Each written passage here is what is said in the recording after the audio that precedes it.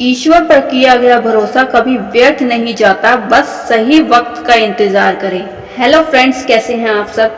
आप सभी का हमारे चैनल पर स्वागत है।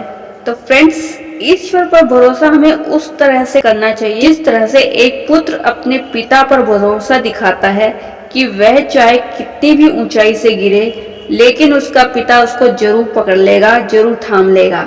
ऐसा ही विश्वास हमें ईश्वर पर भी रखना चाहिए, क्योंकि चाहे कितनी भी मुश्किलें हों, कितनी भी मुसीबतें हों, लेकिन हमें पता है कि हमें ईश्वर जरूर थाम लेगा, हमारा हाथ तो जरूर पकड़ लेगा। तो चलिए दोस्तों, इसको हम एक कहानी के जरिए समझते हैं। एक बार की बात है, एक घने जंगल में एक गर्भवती हिरनी अपने बच्चों को जन्म देने के लिए एकांत जगह की तलाश में इधर उधर घूम रही थी। फिर काफी देर तलाश करने के बाद उसको नदी के किनारे एक ऊंची और घनी घास दिखाई देती है। तो उसको वह उपयुक्त जगह लगती है, उपयुक्त स्थान लगता है शिशु को जन्म देने के लिए। तो वह वहां पर उस जगह पर पहुंच जाती है और उस जगह पर पहुंचते ही उसको प्रसव पीड़ा शुरू होने लगती है। और उस समय क्या होता है कि आसमान में घनघोर बादल छाने लग जाते हैं और बिजली चमकने लगती है और तेज वर्षा होने लग जाती है। और हिरनी जब दूसरी तरफ देखती है तो एक शिकारी निशाना बनाकर उसकी तरफ तीर फेंक रहा था। तो वह घबरा कर दाहिनी तरफ झुक जाती है। वहीं दूरी पर एक भूखा शेर झपट्टा मारने के लिए तैयार बैठा था और उसके सामने की तरफ जो सूखी घास थी वह आग पकड़ चुकी थी। और पीछे की तरफ जब हिरनी झुकी तो नदी में जल बहुत ज्यादा था। हिरनी क्या करती, वह प्रसव पीड़ा में बहुत ज्यादा व्याकुल थी। वह अपने मन में सोच रही थी कि अब क्या होगा, क्या वह जीवित बच पाएगी, क्या वह अपने बच्चे को जन्म दे पाएगी, क्या उसका बच्चा जीवित रह पाएगा, और क्या मादा हिरनी शिकारी के तीर से बच पाएगी, जंगल की आग सब कुछ जलाकर राख कर देगी। यह सब सवाल उसके मन में उमड़ रहे थे। हिरनी थोड़ी सी परेशान नजर आई, थोड़ी सी हताश नजर आई, लेकिन तभी थोड़ी देर बाद उसने अपने आप को शांत किया। हिरनी ने सोचा उसकी पहली आवश्यकता अपने बच्चों को जन्म देना था, तो वह अपने बच्चों को जन्म देने में लग गई और सब कुछ ईश्वर पर छोड़ दिया। तो दोस्तों, अब कुदरत का करिश्मा आप देखिए।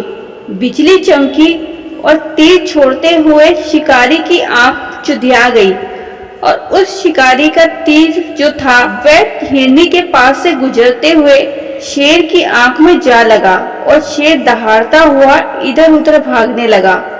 और दूसरी ओर शेर को घायल समझकर शिकारी वहां से भाग गया और तभी घनघोर बारिश शुरू हो गई और जो जंगल में आग लगी हुई थी वह आग भी बुझ गई।